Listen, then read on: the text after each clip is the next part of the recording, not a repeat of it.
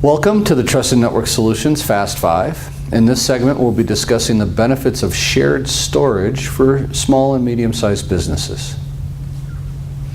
The first benefit we're going to talk about is no stranded storage.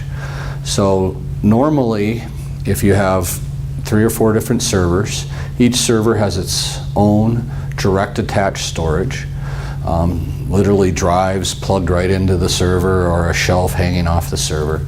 And server A could have all kinds of free space and server B could be plumb full, and it doesn't matter. They're independent, they can't share storage. So that server A that everybody predicted was going to need all these terabytes of data doesn't need it.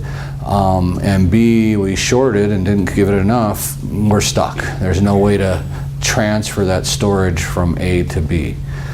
So you end up with stranded storage. So shared storage avoids that by pooling all the storage into a single device and allowing all the different servers to access that storage simultaneously. And now if server B starts growing and needs more space, we just allocate more of that pool of storage to server B. The second benefit is virtualization. In this day and age, most organizations have virtualized their servers. In other words, they have a single physical box and they might have 2, 3, 5, 10 virtual machines or virtual copies of Windows Server running on that single physical machine. There's great benefits for that in better utilizing our hardware, saved energy and cooling costs, etc. However, the downside is all our eggs are in one basket. All those servers are running on one physical box, all those virtual servers, that is. And if that physical box goes down, then that means all those virtual servers that were running on it go down and are unavailable. So you don't just lose one server, you might lose 10. One of the ways to minimize that risk is to have shared storage. And the virtual machine files are all stored on that shared storage. And then you decide, bring up servers 1, 3, and 5 over on this physical box and spin up servers 2, 4, and 6 on this physical box. And both physical servers can see that same shared storage, so that if the first server went down, physical server failed, you could then say, okay, let's spin up 1, 3, and 5 also over on that second server. So now all of them, 1 through 6, are running on that one physical server, which you may have some performance issues, but at least you're up and running. But without that shared storage, where all the actual servers, virtual servers live, their files live, you can't do that. You can't migrate the virtual servers from one physical host to the other physical host.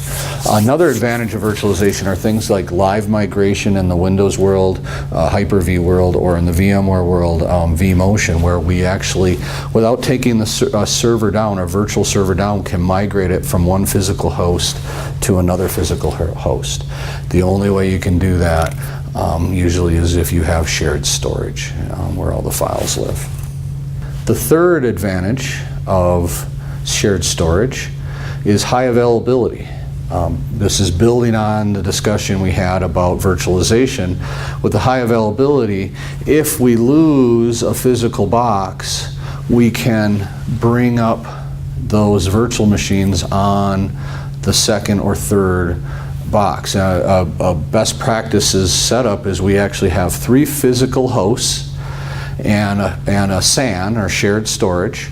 And what we do is we put the servers, load balance them across those 3 physical hosts.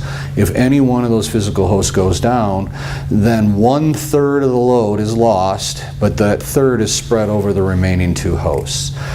So we have what we call high availability, where we, even though we've lost a physical host, we still can continue to function.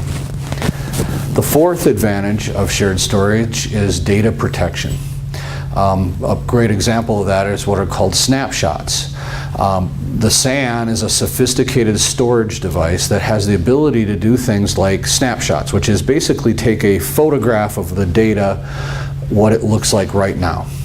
And you can have that automated, and every half hour or every hour or every day, and all of the above, it takes a snapshot of what the data looks like.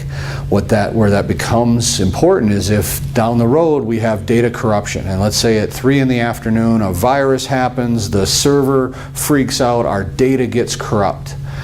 Well, if you're only relying on backups, you've got to go back to whenever the last backup was ran, which could be hours, days, or weeks ago. With snapshots, we can actually revert back to the last time a snapshot was taken, which might only be minutes ago and before the corruption happened. So we have much better data progression in this shared storage environment because it is a dedicated device that does storage, and so it has special features to protect the data, such as snapshots.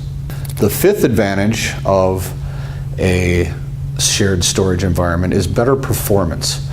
Because we're putting all of our storage into one big pool, performance in storage is based off the number of disks. If you have a single server with 3 or 4 disks and another server with 3 or 4 disks and another server with 3 or 4 disks, each of those servers have their own performance, but they can't share it across the 3 servers. It's stranded in each server. So if one server is twiddling its thumbs and not accessing the storage at all, and another server is getting hit hard, it doesn't matter. It can't borrow performance from the other server.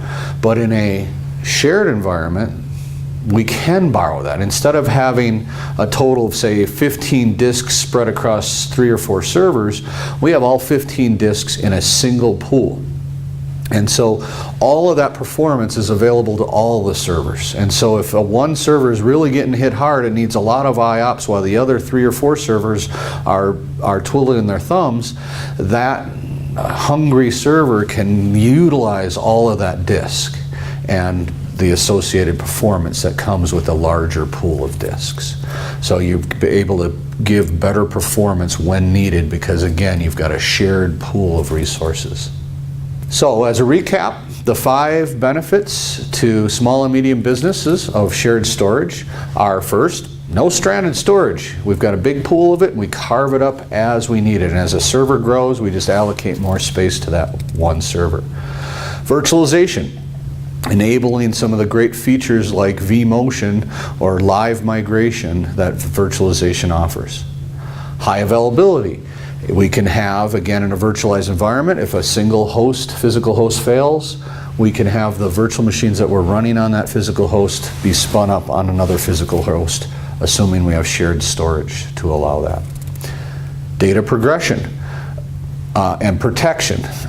So progression is this ability to move the data around at tiers, and protection is this ability to do things like its snapshots, being able to take a snapshot of the data. If there's some kind of problem or corruption, being able to roll back to a point in time before that corruption happened. And then finally, better performance. We have a pool of disk, and everybody gets to share in that pool, and if someone needs, one of the servers needs a little more horsepower, it's available because it's all pooled together. Thank you.